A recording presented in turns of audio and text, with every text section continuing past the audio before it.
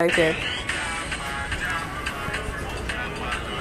Can you imagine? That was the first thing I said. I'm so excited.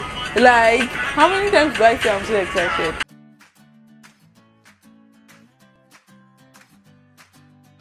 Hey guys, it's your girl Wiz Queen back again with another video.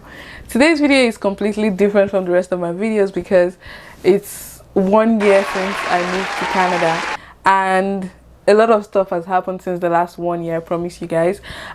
In today's video, I'm going to be doing a reaction of my trip from Lagos to Toronto.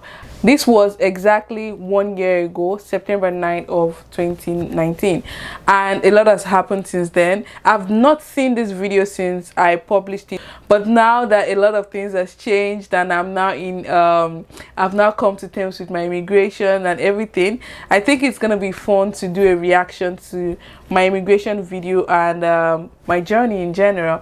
I've got my laptop right here, so I'll be watching the video and I'll insert it right here so you guys can see, and I'll explain in details whatever situation and everything that happened right there. If you're new to this channel, please consider subscribing down below and be sure to turn the post notification bell on as well. And if you're a returning subscriber, you know the vibes, please give this video a thumbs up, don't hesitate to leave a comment down below, and don't forget to share with your friends as well. So let's get right to it. I'm so excited. Can you imagine? That was the first thing I said. I'm so excited. Like, how many times do I say I'm so excited?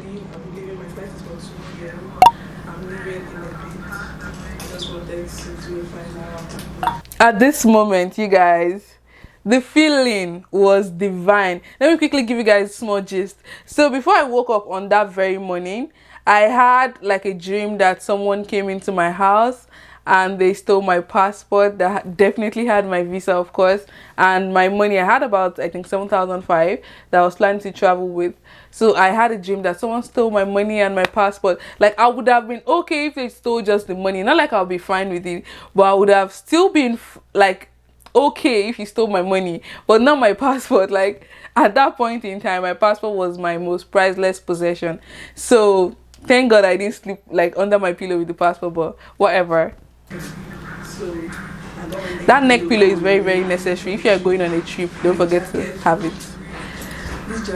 The whole point of holding on to this jacket was because the jacket itself was weighing about 2.3 kg or 2.5, and it was just a way to reduce the volume of my weight of my luggage. And I also saw some other people at the airport that had like their jewelries, their wristwatches and other stuff tucked inside their jacket, just to make sure that they keep the weight from their bag and they can carry more luggage, you know.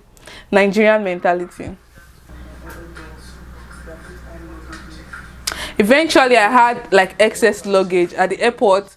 My luggage was overweight and I had to pay extra to cargo the rest of the baggage. I think I packed too much, but I left like my clothes and the things that I really needed. I brought a lot of food items which I could have purchased here, because we have like almost all the food in African stores here. It's just pricey if you compare it with, oh, you're doing like an exchange rate conversion from your naira to Canadian dollars, then it will look pricey to you, but eventually you still have to buy those things. I still have some of my food items, by the way, so I think I was able to save money anyway.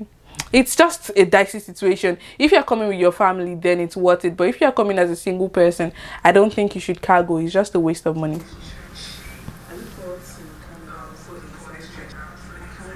Yeah, I definitely look forward to Canada. I'm so excited, and I'm still grateful for the privilege to have migrated to this country. It's such a blessing.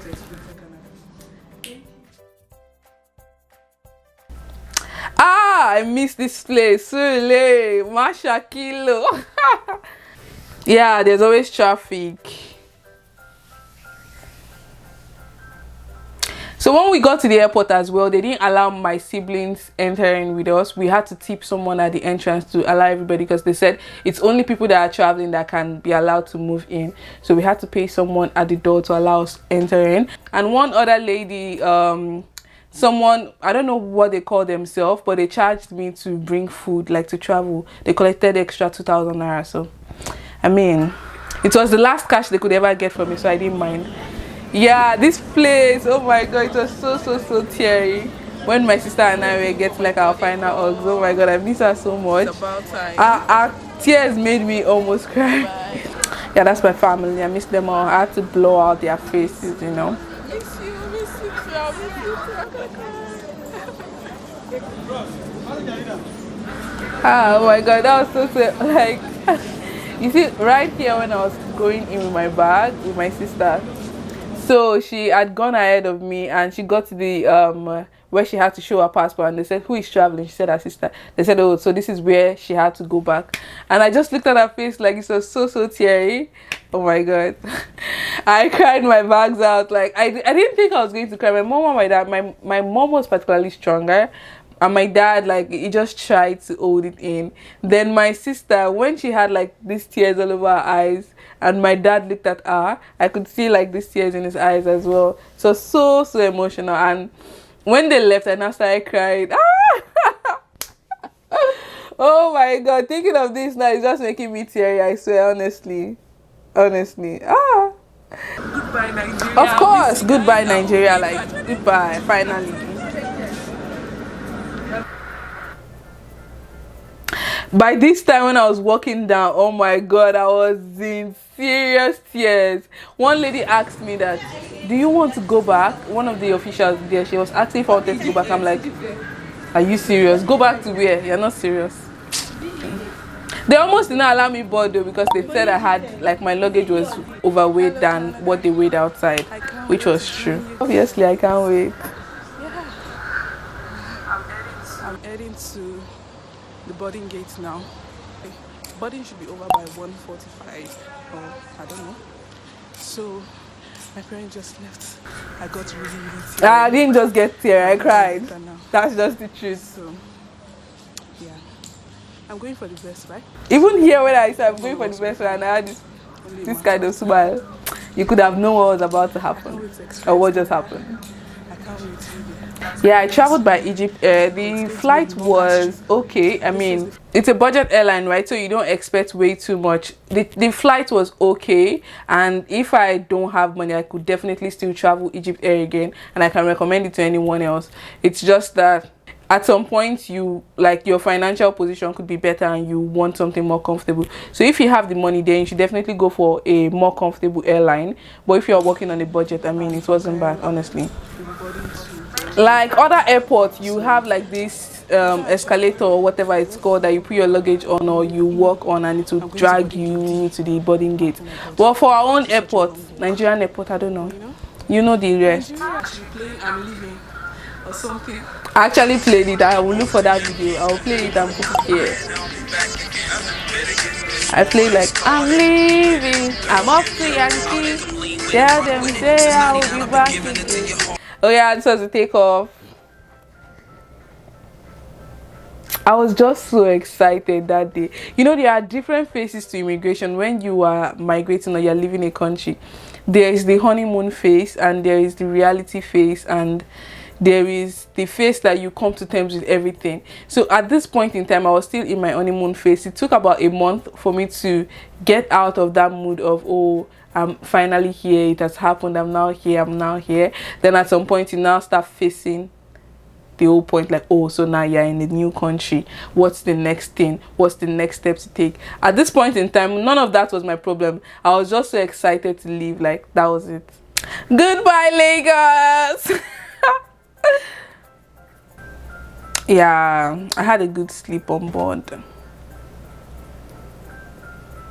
Yeah, so if you travel with like other airline, even Egypt Air or something, you could have like your personalized screen where you can watch movies or play games or listen to music and all that. For Egypt Air, the first flight to Egypt, that's Cairo, there was no like personalized screen, so you had to share with other people. And they had this very funny attempt at jollof rice. It was not like the kind of Nigerian jollof rice, but it was, I mean, it was okay. It was okay. Nigeria has the best jollof rice anyway. My layover is about 4 hours long. Obviously. So I need to get something to mount on, because your baby girl is starving. I'm not sure I was able to sleep within that 5 hours. I was almost awake all through. But the journey to Toronto, I was pretty much asleep because it was nighttime in Nigeria and my body was like already exhausted. So I slept most of the time. I slept most of the time on board. And before I knew it, we were already in Toronto. So The second leg was more easier. The international airport in Egypt is not bad. Cairo International Airport, I mean, it's not bad at all.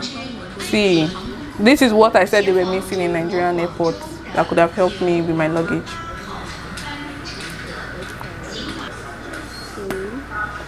And I bought this very tasteless pizza for $10, I guess.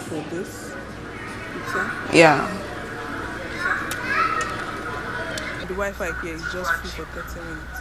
These people are cheap. I'm saying they're cheap. Did we even have Wi-Fi in my own country? Remind me next time not to fly Egypt. What the hell? We expect too much. I thought Pharaoh's was only in a Nigerian brand, or you'd only find Pharaoh's in Nigeria. Then I think I started to do like the conversion of how much it costs to buy this pizza. I'm so glad I found this.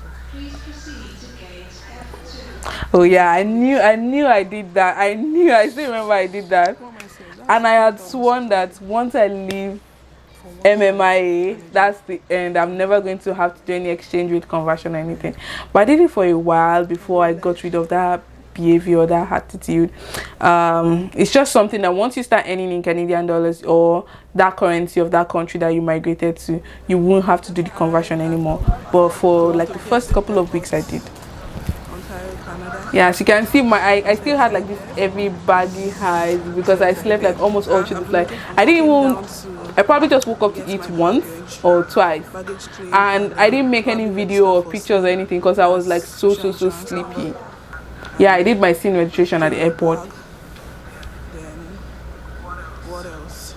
Get a taxi and head straight to my Airbnb. So when you are going to a country and you don't know anybody, there's nobody coming to pick you up at the airport, you should have made an arrangement of how you want to get a taxi. If you want to use an Uber or you want to like use the airport taxi, most countries would have like their own airport taxi. You can just find out from people there, or maybe like the security officials, to find out where the authorized airport taxi would be parked. Then you can book a taxi and go to your destination, or whichever way you have to get to your final destination. Just make sure you've made arrangements. So I had to take an airport taxi. I think it cost about $50 that day, and I exchanged currency as well. Yeah, the airport in Toronto Pearson, oh my god, it's so big. And for people that don't know, Toronto Pearson Airport is not located in Toronto, it's located in Mississauga. Those were my friends. You see those people wearing like that pink peach top and that black jacket? They ended up becoming my friend because we landed at the same Airbnb, and they were my first friends in Canada. You know when you're so exhausted and you can't walk again, just stand on this thing to be just pushing. And since that day, I've not been to this airport though. Since that day, I didn't think I would not have traveled out of Canada in 1 year. Yeah, my bag got ripped at the during the trip. If you don't mind, or you are not someone that is very picky, I would say if you can use those travel Ghana must go, or what's it called, those bags to pack like all your stuff and wrap it with that nylon plastic wrap it all through, then travel with it. I mean, it's not going to break or tear or whatever, but the boxes, you can't really say. I was so sure that that box was very strong and would land safely, but eventually it turned out to be opposite. That's the best way to wrap your bag. Just wrap it like that and put your name or whatever on it, anything you want to put to identify it. Pro tip: if you want to exchange your currency at the airport, ensure to just change very little sum of money or very little amount, or avoid it if you can, because the exchange rate at the airport is usually very ridiculous. They exchanged $100 for me and gave me 110 Canadian dollars when I was supposed to get 130 or 135 Canadian dollars. That means I just lost $25, and thankfully I didn't change more than $100. If not, yeah, the cart was free. When I traveled from Dubai to Nigeria, the cart I had to pay for, oh, I changed just $50. I didn't change $100, I changed just $50. The cart I had to pay for, I think I paid 200 or 2,000, I can't remember.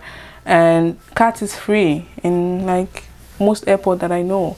So I took a taxi from the airport to my Airbnb. It was about $50, and that was my room for the next 20 days. the host at that point in time, Joanna, was such an amazing person. She was very, very nice, and coupled with the fact that the other people that came to the house as well, they were Nigerians. The people I showed you earlier, they turned out to be my first friend in Canada, and we all settled in together in Canada. So it's such a nice place. I still visit Joanna from time to time, by the way, and she's been an awesome person. The weather was still very much good, so I could still go out, settle in, and before the weather became very, very cold, I had adapted to the new environment. Yeah, so that was it about this journey. I mean, this journey was awesome. I was really, really excited about it. I looked forward to it, and I'm glad I arrived safely. I'm glad after 1 year I can still look back at this video and still be excited and feel the same euphoria I felt when I was leaving that day. Canada has been such a blessing to me. I'm so glad I came here. I'm still thankful to God. I still have a lot more to explore, so much more to learn, and I'm glad I'm growing every single day in this country.